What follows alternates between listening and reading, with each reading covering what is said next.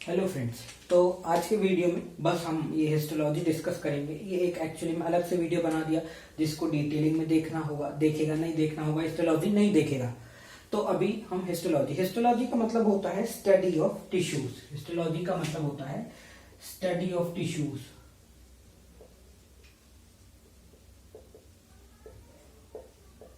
ठीक है ना। तो माइक्रोस्कोप से देखते हैं तो माइक्रोस्कोपिक एनाटॉमी भी इसको हम बोलेंगे। किसकी? एलिमेंट्री ट्रैक्ट की। एलिमेंट्री ट्रैक्ट मतलब जो हम अभी तक ये ईसोफेगस, स्टमक, फिर ये ड्यूडेनम,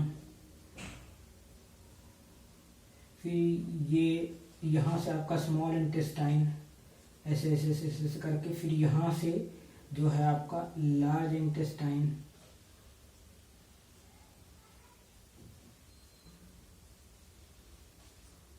जो है इस तरीके से हमने जो पूरा एलिमेंट्री ट्रैक्ट पढ़ा उसको काट के देख के माइक्रोस्कोप से हम देख रहे हैं कि उसमें कितनी लेयर्स हैं।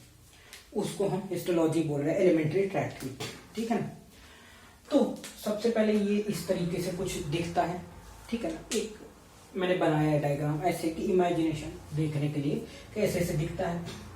सबसे आउटर मोस्ट जो लेयर होती है उसको बोलते हैं सेरोसा। क्या बोलते हैं? सेरोसा। बात समझ आ गई। सबसे आउटर मोस्ट लेयर सेरोसा। दूसरी लेयर मस्कुलर लेयर। जो दूसरी लेयर है वो मस्कुलर लेयर है। बात समझ आ गई।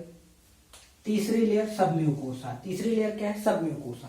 और सबसे अंदरूनी लेयर जो है म्यूकोसा, जो कि म्यूकस जो है आपका सिक्रीट करती है। म्यूकस कौन सिक्रीट करता है? गॉबलेट सेल्स, है ना। इतना हमको क्लियर हो गया। 4 लेयर्स होती है, सेरोसा, मस्कुलर, सब mucosa, mucosa. Inner most layer mucosa, उसके बाद सब म्यूकोसा, फिर मस्कुलर, फिर सेरोसा। इतना हमको क्लियर हो गया। चलो, इतना अगर हमको क्लियर हो गया तो सबसे पहले ये बात करते हैं कि जो मस्कुलर लेयर है वो 2 तरह से डिवाइड होती है। आउटर लॉन्गिट्यूडनल मसल फाइबर, ये जो है आउटर लॉन्गिट्यूडनल मसल फाइबर, ये बाहर की तरफ निकले हुए हैं। लॉन्गिट्यूडनल मसल फाइबर जो आउटर है। दूसरा inner circular muscle fibre, inner जो है वो सर्कुलर जा रहे हैं। बात समझ आ रही है। इस तरीके से ये जो है आपका मस्कुलर लेयर डिवाइड होती है। इनके बीच में एक जो नर्व की एक गुच्छा पूरा घूमता है, नर्व प्लेक्सिस, जिसको माइंट्रिक नर्व प्लेक्सिस भी बोलते हैं या ऑर्बैक्स नर्व प्लेक्सिस भी बोलते हैं। ये पैरासिम्पैथेटिक नर्वस सिस्टम से जुड़ा हुआ होता है और ये पेरिस्टाल्सिस में आपको मदद करता है। अब ऑब्वियसली बात समझ में आ जाएगी आपको कैसे कि ये जब स्टिमुलेट होगा तो ये वाली जो लेयर है ये बाहर तरफ को ऐसे मसल फाइबर को बाहर की तरफ ऐसे होगी और जो ये वाली जो लेयर है ये अंदर सिकुड़ेगी। तो इस तरीके से जो है हमारा पेरिस्टाल्सिस आगे बढ़ेगा। ठीक है ना। अब अगर हम बात करते हैं सब म्यूकोसा लेयर की और मस्कुलर लेयर की, तो उसके बीच में भी एक नर्व प्लेक्सिस होता है, सब म्यूकोसल नर्व प्लेक्सिस। ये दिख रहा है ना, ये ब्लैक ब्लैक ब्लैक ब्लैक, ये सब म्यूकोसल नर्व प्लेक्सिस होता है या इसी को मीजनस नर्व प्लेक्सिस भी बोलते हैं। ये क्या करता है? ये सिंपैथेटिक नर्वस सिस्टम से जुड़ा होता है। ये सिक्रीशंस करवाता है, जैसे कि इंटेस्टाइनल जूस हो गया, सिक्रीट होता है, स्टमक में एसिड हो गया, ये सिक्रीशंस करवाता है। ठीक है ना। इतना हमको कहानी अभी क्लियर हुई, कोई दिक्कत? 4 लेयर होती है, सेरोसा, मस्कुलर, सब mucosa, mucosa. Muscular layer 2 type की होती है, लॉन्गिट्यूडनल इनर वाली, सर्कुलर।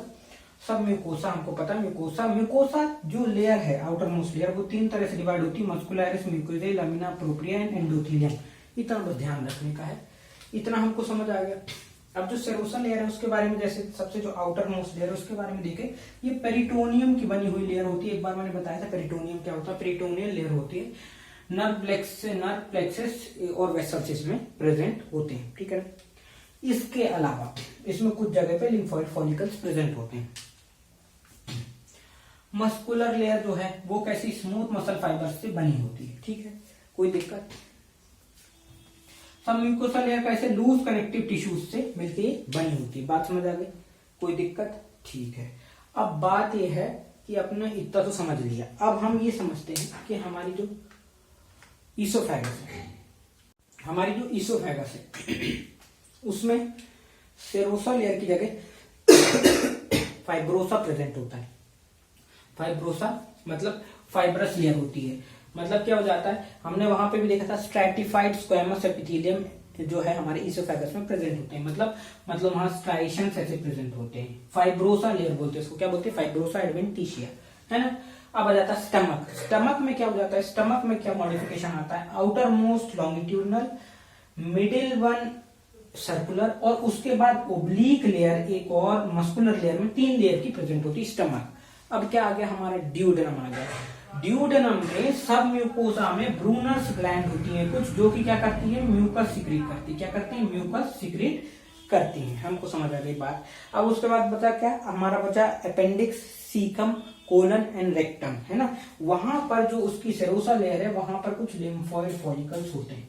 बस इतना मॉडिफिकेशन जो है हमारा वो होता है, सब अलग अलग जगह में अलग अलग, बाकी हमारा सब सेम रहता है। तो आई होप आज का जो हिस्टोलॉजी का वीडियो है, जो हमारा एलिमेंट्री ट्रैक्ट का जो हिस्टोलॉजी है हमने पढ़ी, वो आपको मजा आया होगा।